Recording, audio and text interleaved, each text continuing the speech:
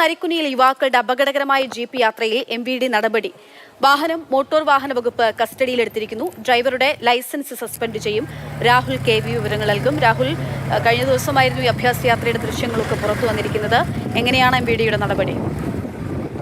ഈ ദൃശ്യങ്ങൾ പ്രചരിച്ചതോടുകൂടിയാണ് മോട്ടോർ വാഹന വകുപ്പ് നടപടി സ്വീകരിച്ചിട്ടുള്ളത്. വാഹനം കണ്ടെത്തി കസ്റ്റഡിയിലെടുത്തിട്ടുണ്ട്.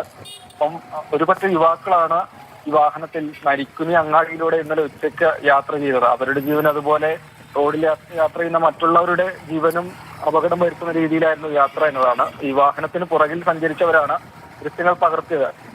ഈ ദൃശ്യങ്ങളുടെ അതുപോലെ മാധ്യമ വാർത്തകളുടെ അടിസ്ഥാനത്തിൽ മോട്ടോർ വാഹന വകുപ്പ് ഇടപെട്ടു.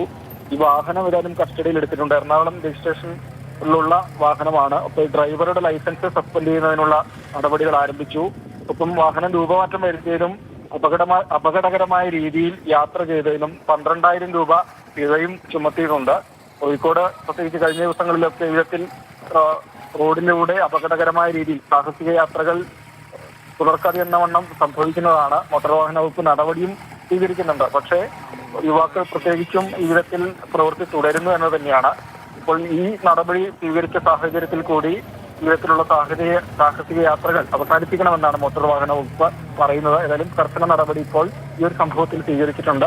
ലൈസൻസ് സസ്പെൻഡ് ചെയ്യുന്നതിനൊപ്പം വാഹനത്തിന് രൂപമാറ്റം വരുത്തിയതിനും അപകടകരമായ യാത്രയ്ക്ക് 12,000 രൂപ പിഴയുമാണ് മോട്ടോർ വാഹന വകുപ്പ് ചുമത്തിയിട്ടുള്ളത്. അക്ഷയം.